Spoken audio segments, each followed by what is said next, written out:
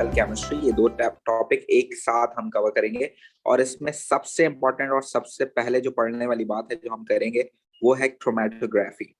Right, we need to cover this topic earliest because it is the most important topic according to past paper questions and according to this chapter. अगर इस chapter को आप देखते हो तो सबसे important ये टॉपिक हो सकता है।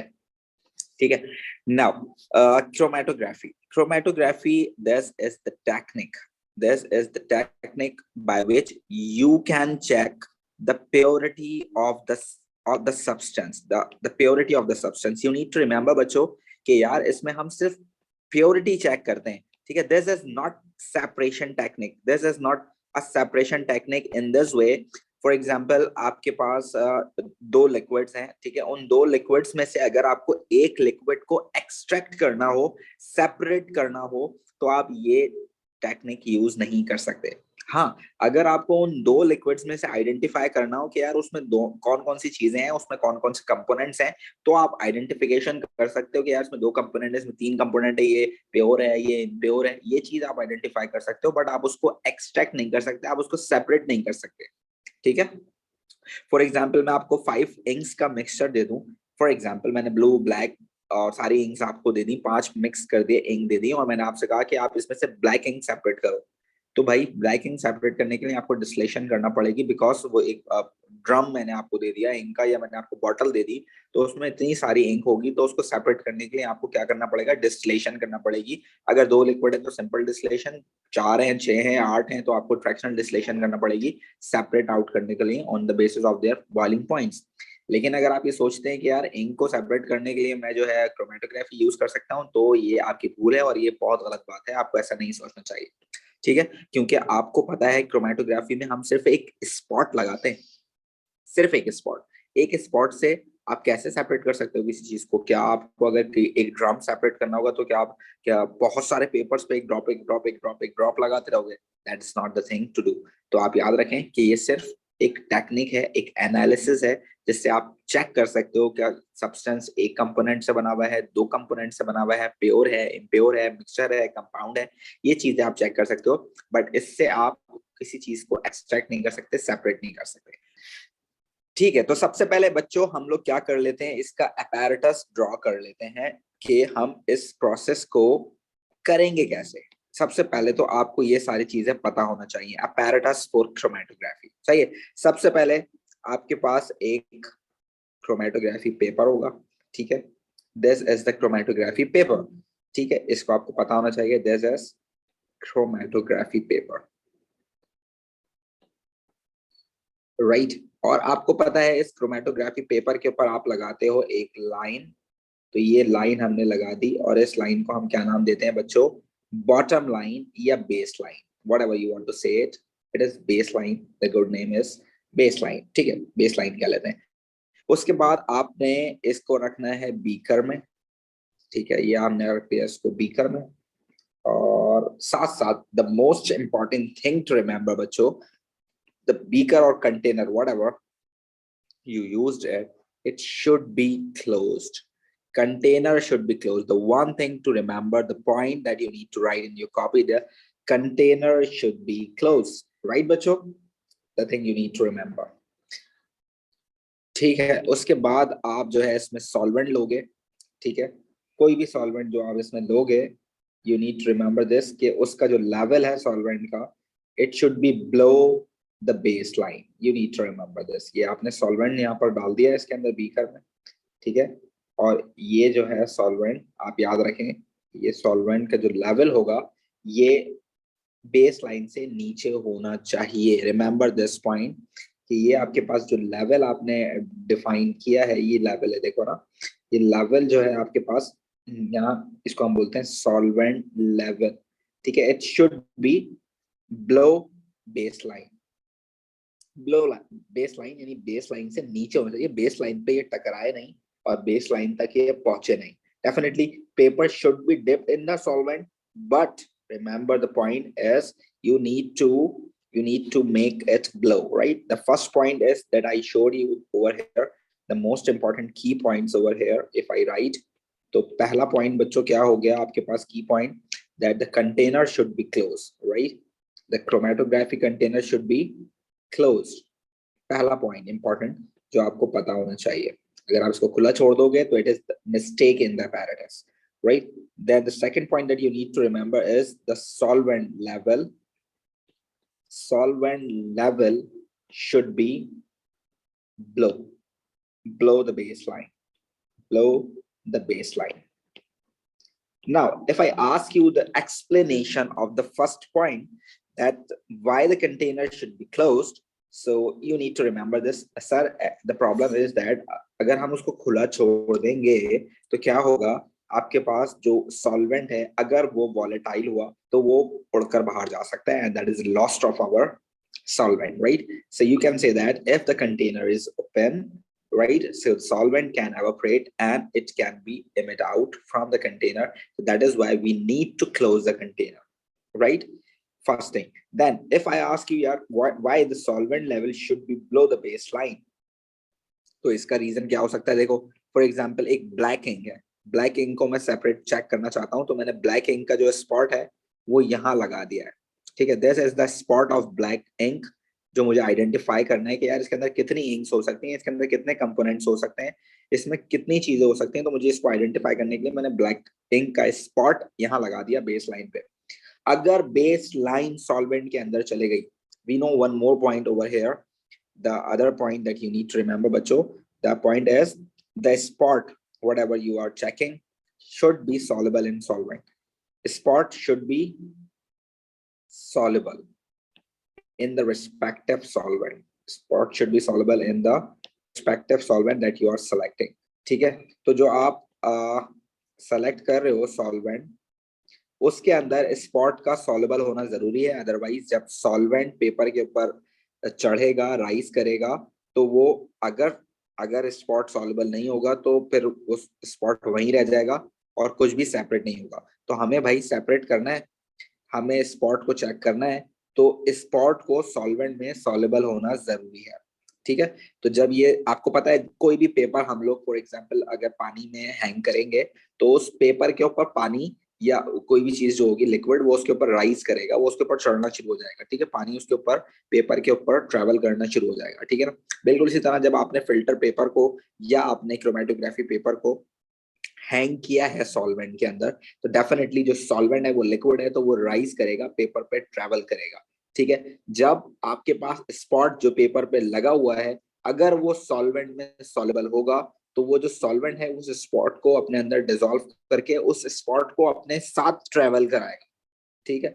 अगर स्पॉट पानी में या सॉल्वेंट में सॉल्युबल नहीं हुआ तो फिर स्पॉट वहीं रह जाएगा और सॉल्वेंट ऊपर चला जाएगा, राइट? तो ये पॉइंट भी बहुत इंपॉर्टेंट है, you need to remember this, whatever the spot, whatever the substance, whatever the pigment, whatever the dye you are going to identify, it should be soluble in the respective solvent that you are selecting. And most of the time you will see that कि यार ये तो या तो पानी select करेंगे या तो इथेनॉल सेलेक्ट करेंगे, ये दो सॉल्वेंट आप देखेंगे पास पेपर्स में, इसके अलावा आपको नहीं मिलेगा कोई और सॉल्वेंट। तो ये ज्यादातर यूज होते हैं, इसके अलावा भी बहुत सारे होते हैं बट हमारे सिलेबस में नहीं है, तो हम इसके बारे में बात नहीं करेंगे।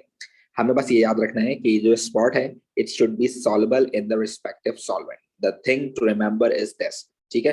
अगर ये सॉल्युबल नहीं आप सेलेक्ट करोगे तो स्पॉट सेपरेट नहीं होगा, पहली बात। दूसरी बात कि अगर आपने सॉल्वेंट लेवल को इतना बढ़ा दिया कि ये बेस लाइन से ऊपर चला गया, तो जाहिर सी बात है कि आपका जो स्पॉट होगा वो सॉल्वेंट के अंदर चला जाएगा। जब वो सॉल्वेंट के अंदर चला जाएगा तो आपका जो स्पॉट है वो डिसॉल्व होकर सॉल्वेंट में ही रह जाएगा, पेपर पे राइज नहीं करेगा, ठीक है ना? तो इस वजह से हमें सॉल्वेंट लेवल को स्पॉट से नीचे रखना है, बेस से नीचे रखना है, बेस लाइन से नीचे रखना है। You need to remember this. if you dip the spot into the solvent, so it will dissolve and just vanish over there, right? You need to remember this. You need to make a distance or a difference between spot and baseline and solvent level. ठीक है बच्चों? Is that clear to you? The reason behind why we are making the solvent level below to the spot or baseline. ये reason है। अगर आपने सारा सा भी सॉल्वेंट लेवल को और स्पॉट को या बेस लाइन को मिक्स कर दिया तो स्पॉट वहीं डिसॉल्व हो जाएगा, ऊपर राइज नहीं करेगा, ठीक है? ये पॉइंट हो गया। उसके बाद आपके पास क्या होगा बच्चों? When you will see this कि यार हमने ये प्रोसेस कर लिया, तो यहाँ क्या होगा आपके पास, ये जो आपके पास सॉल्वेंट होगा कि डेफिनेटली इस पे राइज करने शुरू होगा। ठीक है, ये यहाँ पर भी राइज होगा, यहाँ पर भी राइज होगा, यहाँ पर भी राइज होगा, ये राइज करना शुरू हो जाएगा। जब ये राइज करेगा तो ये अपने अंदर क्या करेगा, इस स्पॉट को डिसॉल्व करेगा, स्पॉट को डिसॉल्व करेगा और साथ लेके ट्रैवल करना शुरू हो जाएगा। ठीक है, तो ये यहाँ ट्रैवलिंग हो रही है ऊपर की तरफ, ये आपके पास क्या कर रहे हैं, सॉल्वेंट ट्रैवल कर रहा है। तो जब ये ट्रैवल करेगा तो ये इसके अंदर अपने अंदर डिसॉल्व करके इसको क्या कर देगा, सेपरेट आउट कर देगा, डिफरेंट इसके जो कंपोनेंट्स होंगे उसके अंदर इसको क्या कर देगा, ये सेपरेट आउट कर देगा with the different colour, it will be shown to you on the chromatography paper. तो जो स्पॉट्स होंगे वो सेपरेट आउट हो जाएंगे। आप देखेंगे यहाँ तक राइज किया है सॉल्वेंट लेवल जो है, वो ये जो सॉल्वेंट था वो पेपर पे यहाँ तक गया है। तो जो लास्ट पॉइंट होता है ना, लास्ट पॉइंट जहां तक सॉल्वेंट पेपर पे ट्रेवल करता है उसको हम बोलते हैं बच्चों सॉल्वेंट फ्रंट। क्या बोलते हैं उसको हम, solvent front. You need to remember this point as well, it is also important, right. ये स्पॉट ने ट्रेवल किया है, ये वाले स्पॉट ने, ये वाले स्पॉट ने ये ट्रेवल किया है, इस वाले स्पॉट ये ट्रेवल किया। तो येलो वाले ने जो ट्रैवलिंग की है बच्चों, वो इतनी ट्रैवलिंग की है, ये येलो वाले ने ट्रैवलिंग की है। ठीक है, उसके बाद अगर आप रेड वाले की बात करोगे तो रेड वाले ने जो डिस्टेंस ट्रैवल किया है वो इतना ट्रैवल किया है। ठीक है, और अगर आप इस पर्पल वाले की बात करोगे तो इसने जो डिस्टेंस ट्रैवल किया है वो इतना डिस्टेंस ट्रैवल किया है। और अगर आप बात करते हो पानी की या सॉल्वेंट, जो भी सॉल्वेंट आपने यूज किया है, तो उसने जो ट्रैवलिंग की है वो उसने इतनी की है। जाहिर सी बात है सॉल्वेंट ज्यादा ट्रैवल करेगा। ठीक है, सॉल्वेंट आपने सेलेक्ट किया था, सॉल्वेंट आपने ऐसा सेलेक्ट किया था जो स्पॉट को अपने अंदर डिसॉल्व कर सकता था। आपने उस सॉल्वेंट को नीचे रखा अलग से, ठीक है, स्पॉट को ऊपर लगाया, सॉल्वेंट ऊपर राइज करना शुरू हुआ। जैसे ही वो स्पॉट तक पहुंचा उसने पेपर के ऊपर उस स्पॉट को अपने अंदर डिसॉल्व किया और फिर वो ऊपर चढ़ना शुरू हो गया। ऊपर चढ़ने के बाद उसने उस स्पॉट के अंदर एक कंपोनेंट था उसको सेपरेट किया, फिर दूसरे कंपोनेंट को सेपरेट किया, फिर तीसरे कंपोनेंट को सेपरेट किया, और फिर पानी का जब वो जो सॉल्वेंट था वो थक गया, वो रुक गया। Okay, so the important points that you need to remember, बच्चों, container should be closed, solvent level should be below the baseline, right? And you just draw the baseline and just to identify the difference over there ना। तो आप spot कितना travel कर रहा है, कौन सा स्पॉट कितना ट्रेवल कर रहा है, उसको आइडेंटिफाई करने के लिए हमने बेसलाइन लगाई है और उस बेसलाइन पे हमने स्पॉट लगाया है। ठीक है, एंड आखिरी तक जो सॉल्वेंट जाएगा उसको सॉल्वेंट फ्रंट बोलते हैं। सॉल्वेंट लेवल आपके सामने है, बेसलाइन आपके सामने है, क्रोमेटोग्राफी आपके सामने है, and you need to remember all these points that the spot should be soluble in the respective solvent। अगर वो soluble नहीं होगा तो वो separate नहीं करेगा। This is the first thing that you remember about apparatus। Now let's move towards the something different। For example, आपके पास ये मैंने बना दिया पेपर, मैंने इसको थोड़ा सा इस तरह करके बना दिया ताकि आपके लिए आसानी हो जाए, सीखने को ज्यादा मिल जाए। ठीक है, पेपर में सवाल आता है आपके पास इस तरह। ठीक है, ये क्या है आपके पास, बेस लाइन। क्या है बच्चों, ये बेस लाइन, और ये मैंने आपके पास बना दिया सॉल्वेंट फ्रंट। ठीक है, और यहां तक आपके पास क्या था, यहाँ आपके पास सॉल्वेंट लेवल था। ठीक है, तो ये सारी बातें आपको बताना चाहिए। This is what solvent front, पहली बात। ठीक है, this is what base line, you need to remember base line हम क्यों लगाते हैं, ताकि हम स्पॉट का डिफरेंस एक पॉइंट से कैलकुलेट कर सके। And this is what solvent level, हम इसको नीचे इसलिए रखते हैं ताकि स्पॉट डिसॉल्व होकर नीचे ही ना रह जाए। ठीक है, पहली बात, ये सारी बातें आपको बताना चाहिए। अब देखो, अब क्रोमेटोग्राफी का अपैरेटस में से हमने इस पेपर को बाहर निकाल लिया है। ठीक है, अपैरेटस में से हमने इसको बाहर निकाल लिया है। Now this paper is known as chromatogram, जिस पे रिजल्ट्स मौजूद होंगे। ठीक है, हमने इसको ड्राई कर लिया, इसको ड्राई करके हमने बाहर निकाल लिया। अब क्रोमेटोग्राफी के अपैरेटस से हमने इसको बाहर निकाल लिया है। Now this is what chromatogram, जिसके ऊपर रिजल्ट्स मौजूद है। ठीक है, ये मैंने सिर्फ आपको इसलिए दिखाया है ये सॉल्वेंट लेवल, ताकि आपको बार बार बताऊं तो याद हो जाए। डेफिनेटली हमने इसको बाहर निकाल लिया है, तो अब ये नहीं होगा यहाँ पर। लेकिन पेपर में आपसे पूछ सकते हैं, you need to draw the solvent level on the paper, तो आपने ये वाली लाइन बनानी होगी। याद रखें, बेस लाइन से नीचे लाइन बनानी होगी आपने। ठीक है, फॉर एग्जाम्पल ये आपके पास कोई कंपाउंड एक्स था। ठीक है, तो आपके पास ये कंपाउंड एक्स था, इस कंपाउंड एक्स की हमने क्रोमेटोग्राफी की तो हमारे पास ये रिजल्ट आया, सिंपल, इस ये रिजल्ट हमारे पास आया। ठीक है, ये रिजल्ट हमारे पास आया। पहली बात that you need to remember about this, what is the conclusion? Conclusion आपने देखना है, यहाँ पर आपने मुझे बताना है। Conclusion देखते ही आपको पहचान में आना चाहिए। You can see over here, एक स्पॉट था जो आपने लगाया, ये आपने लगाया है स्पॉट, ठीक है, इसकी बात नहीं कर रहे, ये आपने लगाया है, ठीक है। ये सेपरेट कितने स्पॉट्स में हुआ बच्चों? How many spots separated by this spot? one, right? We just have one spot on the chromatogram, right? After the process we just have one spot जिसमें वो जो compound X था वो separate हुआ, ठीक है। तो what is the conclusion about this? The conclusion is the compound X is pure. This is the conclusion. And why I am writing this conclusion? Because it is showing only one spot on chromatogram. This is the reason, right? If you are going to see the one spot only on the chromatogram, so that means the compound is pure, right? For example, if I just write one, I just place one more spot, and one more spot is from compound Y. For example, I just put compound Y as well with compound X, right? And ये जो separate हुआ बच्चों, ये एक इस spot में separate हुआ, ठीक है, और एक ये स्पॉट में यहाँ भी सेपरेट हो गया, दो स्पॉट्स में सेपरेट हुआ। तो इससे हमें क्या कंक्लूड हुआ, इससे हमें क्या आइडेंटिफाई हुआ? इससे कंक्लूजन हमें ये मिलता है कि you can say that compound Y is a mixture of two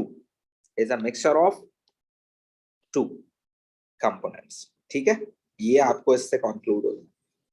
तो इट मींस आपको ये बात पता होनी चाहिए बच्चों कि आपके पास जब कभी भी आपके पास एक स्पॉट आएगा तो वो सब्सटेंस प्योर होगा। पेपर में सवाल पूछ सकते हैं कि कौन सा प्योर है, you need to remember this. जो अकेला होगा वो प्योर होगा। अगर दो कंपोनेंट्स हैं तो that is a mixture of two. अगर तीन कंपोनेंट्स हैं, तीन स्पॉट्स हैं, तो that is a mixture of three components. This is the first and second conclusion that you need to remember in your minds about chromatography. Okay, one more thing. For example, यार मैं ये identify करना चाहता हूँ कि इस compound X में और Y में जो ये पिंक और येलो वाला है, ये क्या चीज है। फॉर एग्जाम्पल मुझे आइडिया है, थोड़ा बहुत मुझे आइडिया है कि यार ये पिंक वाला शायद ये हो सकता है, येलो वाला शायद ये हो सकता है। तो मैंने उनके प्योर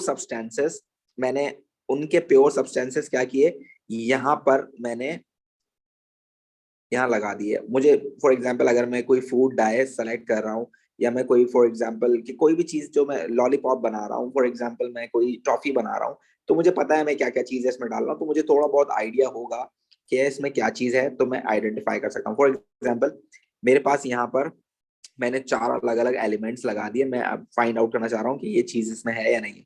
तो एक 1 जो था उसका स्पॉट ऐसे सेपरेट हो गया, जो 2 था वो सेपरेट हुआ यहाँ पर फॉर एग्जाम्पल, और जो 3 था वो सेपरेट हुआ फॉर एग्जाम्पल यहाँ पर शुरू में ही सेपरेट हो गया, और जो 3 था उसको हम यहाँ सेपरेट कर लेते हैं, ठीक है। तो ये जो चार मैंने कंपोनेंट्स लगाए, इससे मुझे क्या आइडेंटिफाई हुआ? देखो याद रखो, हमेशा सेम हाइट पर सेम कंपोनेंट्स होते हैं, सेम हाइट पर सेम कंपोनेंट्स होते हैं। You need to remember this. तो आपको एक और कंक्लूजन यहाँ क्या मिलता है, आप यहाँ ये कंक्लूजन लिखते हो कि कंपाउंड Y ये compound X only contain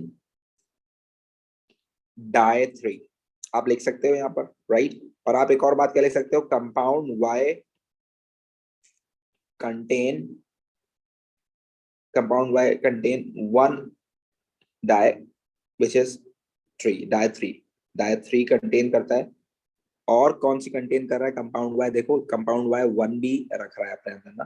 so you can say that compound Y contain die 1 and die 3, ऐसा कह सकते हैं आप लोग, राइट। तो हम इसको भी आइडेंटिफाई कर सकते हैं। तो ये बात आपको याद रखनी है, on same height we have same spots of same substances. जिसकी हाइट सेम होगी वो सब्सटेंस भी सेम होगा, ठीक है। ये बात भी आपको याद रखनी है। तो ये भी एक की पॉइंट हो सकता है आपके लिए, आप इसको यहाँ लिख सकते हैं कि सेम हाइट वाले आपके पास सेम कंपोनेंट्स होते हैं या सेम आपके पास मटेरियल होता है। ठीक है बच्चों, ये भी एक इंपॉर्टेंट पॉइंट है। अब सेम हाइट से क्या मतलब है? सेम हाइट से मतलब है बच्चों आरएफ वैल्यू।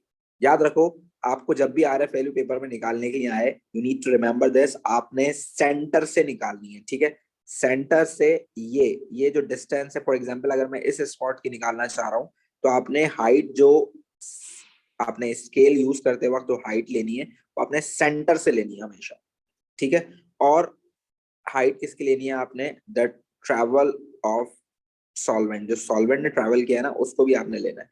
तो what is RF value? Is actually, RF value is, आपके पास क्या होती है बच्चों? आरएफ वैल्यू आपके पास होती है the distance covered bye spot over the distance covered bye solvent. This is the formula for RF value. ठीक है, कि अगर आपको आरएफ वैल्यू निकालनी है तो हमेशा सेंटर, ये बात याद रखनी है आपने कि आपने हमेशा सेंटर से लेना है। ये नहीं आपने हाईएस्ट प्लेस तक ले लिया, नो। आपका जो स्पॉट होगा उसका सेंटर से आपने नीचे वाला जो स्पॉट आपने खुद लगाया है उस स्पॉट तक के सेंटर तक का आपने डिस्टेंस नोट करना है।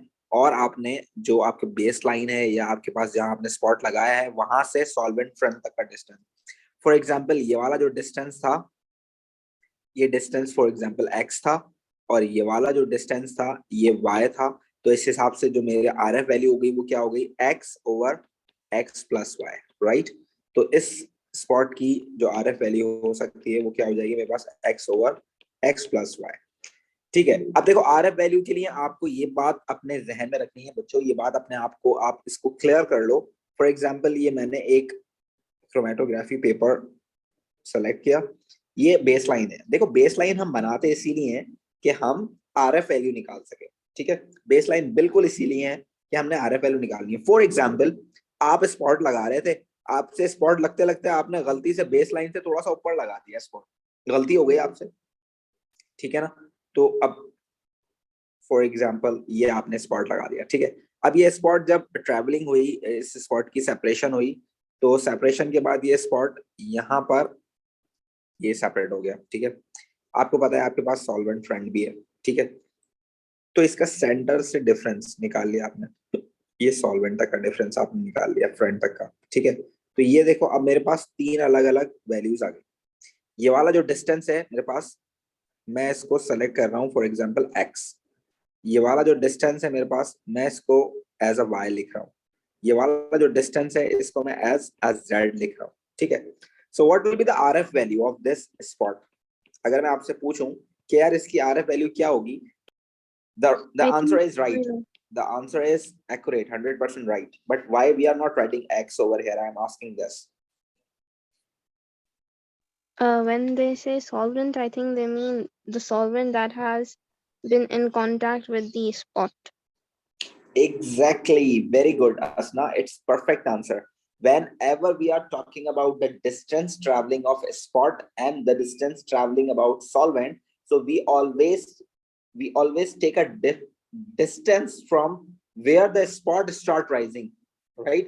अगर आप ऐसे देखते हो तो देखो सॉल्वेंट तो यहाँ नहीं बल्कि यहाँ पर भी ट्रेवलिंग की है सॉल्वेंट ने। तो अगर आप सॉल्वेंट का ही डिस्टेंस देखोगे तो फिर तो हमें सॉल्वेंट लेवल से लेना चाहिए, है ना। हम बेस लाइन क्यों ड्रॉ करते हैं? हम बेस लाइन इसलिए ड्रॉ करते हैं ताकि हमारे लिए आरएफ वैल्यू निकालना आसान हो। हम बेस लाइन ड्रॉ करने के बाद स्पॉट उस पर लगाते हैं। ठीक है, ऐसा नहीं है कि भाई अगर हम बेस लाइन ड्रॉ नहीं करेंगे तो हम आरएफ वैल्यू नहीं निकाल सकते, हम उसकी भी निकाल सकते हैं। आपको ये पॉइंट याद रखना है बच्चों कि जहां आपने स्पॉट लगाया है, जहां से स्पॉट ट्रैवल करना शुरू हुआ है, वहीं से आप सॉल्वेंट की भी ट्रैवलिंग लेंगे। बिकॉज अगर आप उन दोनों का मतलब स्टार्टिंग पॉइंट सेम नहीं लेंगे तो how can you find out the RF value for all the substances? तो वो गलत होती रहेंगी। हमने कोई ना कोई एक रेफरेंस तो जनरेट करना होता है ना। एक रेफरेंस पॉइंट क्या है? Base line. Base line is just for the reference. लेकिन अगर आपका आपका जो स्पॉट है वो थोड़ा सा ऊपर लग गया है, तो जहां से आप स्पॉट का डिस्टेंस ट्रेवल कर रहे हो, आपने वहीं से ही सॉल्वेंट का डिस्टेंस ट्रेवल जो आपने उसने किया है उसको मेजर करना है आपने। ठीक है बच्चों, ये पॉइंट समझ में आता है? Yes. It is very important because RF value 2 number के लिए पेपर में पूछी जाती है, तो आपको ये पॉइंट क्लियर रखना है। अगर वो स्पॉट आगे पीछे करके दे देता है, ज्यादातर वो बेस लाइन पे ही बना के दे देते हैं, तो इतना इशू नहीं होता है। लेकिन वो दे सकता है आपको। एक और बात देखो, एक और बात क्या हो सकती है आपके पास, एक और बात आपके पास ये हो सकती है बच्चों कि फॉर एग्जांपल ये बेस लाइन है, इस पे मैंने स्पॉट लगा दिया, ठीक है, कोई मसला नहीं है। ये सॉल्वेंट फ्रंट है, ठीक है, ये आपके पास क्या है, सॉल्वेंट फ्रंट, और ये आपके पास क्या है बच्चों, ये आपके पास है बेस लाइन, ठीक है ना। तो आप देखो आपके पास सॉल्वेंट जो ये जो स्पॉट है, ये जो स्पॉट है, ये आपके पास फॉर एग्जांपल ये स्पॉट यहाँ सेंटर में कहीं सेपरेट हो गया, या ये स्पॉट यहाँ कहीं सेपरेट हो गया अगर आपने यहाँ लगाया होता, और अगर आपने यहाँ लगाया होता तो हो सकता है ये यहाँ कहीं पर सेपरेट हो गया होता, है ना। तो ये मैंने तीन एक रेफरेंस बना दिया आपके लिए, एक ये स्पॉट, ये स्पॉट, ये स्पॉट, ठीक है ना। अब देखो आपको हमेशा याद रखना है कि ये जो डिस्टेंस है, ये वाला जो डिस्टेंस है, ये हमेशा डिस्टेंस किसका है बच्चों, ये है डिनोमिनेटर, है ना, ये हमेशा नीचे आएगा। अगर ये डिस्टेंस आप लेते हो तो ये ऊपर आएगा, या ये डिस्टेंस आप ले रहे हो तो ये ऊपर आएगा, या ये डिस्टेंस आप ले रहे हो तो ये ऊपर आएगा। तो आपको एक चीज यहाँ नजर आनी चाहिए जो कि एमसीक्यूज में आपको बड़ी आसानी करेगी, कि जो डिस्टेंस ऑफ सॉल्वेंट है वो हमेशा ज्यादा है ना। जो डिस्टेंस ऑफ सॉल्वेंट है वो हमेशा क्या है, ज्यादा है। इसका मतलब ये हुआ कि आरएफ वैल्यू का जो आंसर होगा, आरएफ वैल्यू का जो भी आंसर होगा, इसकी वैल्यू अंडर 1 होगी, ठीक है। 0.1 से लेकर 0.99 तक हो सकती है, बट 1 से नीचे ही रहेगी क्योंकि डिनोमिनेटर हमेशा बड़ा है, ठीक है। तो कभी भी आपका आरएफ वैल्यू का आंसर 1 से ज्यादा है तो इसका मतलब है आपका आंसर गलत आ रहा है। You need to remember this, RF value हमेशा 1 से नीचे होगी, सही है। और एमसीक्यूज में ज्यादातर आपको जो है ना आइडेंटिफाई करने के लिए दिया हुआ होता है। देखो अगर सेंटर में है तो मैं बगैर कैलकुलेट करके बता सकता हूँ यार इस स्पॉट की आरएफ वैल्यू ऑलमोस्ट 0.5 समवेयर होगी, क्योंकि बिल्कुल सेंटर में। देखो ये अगर ए सपोज करूं, इसको मैं बी सपोज करूं, तो ए और बी के सेंटर में आ रहा है तो 0.5 होगी बीच वाले स्पॉट की, सेकंड वाले की। अगर मैं फर्स्ट वाले की बात करूं तो ये ऑलमोस्ट इसकी आरएफ वैल्यू कहीं 0.8 कहीं होगी, हो सकता है 0.75 हो सकता है 0.83 हो, but it will be somewhere nearly 0.8। और अगर आप इसकी बात करो तो ये कहीं आपके पास 0.35 के आसपास होगी। तो देखो पिक्चर को देखकर, क्रोमेटोग्राफी को देखकर, पेपर को देखकर, क्रोमेटोग्राम को देखकर आप आइडेंटिफाई एटलीस्ट कर सकते हो कि इसकी आरएफ वैल्यू कहां तक होगी। तो फिर उसके बाद जब आप कैलकुलेट करोगे तो आपको आइडिया हो जाएगा कि आपका आंसर ऑलमोस्ट सही है या नियरली सही है, ठीक है। तो ये आपने याद रखना है। तो आप ये कर सकते हो कि आपने कोई क्रोमेटोग्राम बनाया अपनी कॉपी में, वैसी नॉर्मली अपनी कॉपी में बनाओ ऐसी, उसकी एक बेस लाइन बनाओ, ठीक है, उस बेस लाइन पे एक स्पॉट लगाओ और एक सॉल्वेंट फ्रंट बनाओ, और ऐसी एक पॉइंट लगा दो, कहीं पर भी मर्जी है आपकी, कहीं पर भी पॉइंट लगा दो।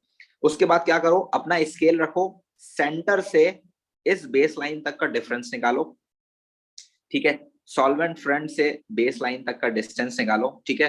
फॉर एग्जाम्पल मेरे पास ये 3 आ गया और ये 5 आ गया, तो क्या करो, दोनों को डिवाइड करा दो, और जो भी आंसर आएगा वो अपने पास लिख लो कि ये आरएफ वैल्यू है इस पॉइंट की, ठीक है, पॉइंट एक्स की।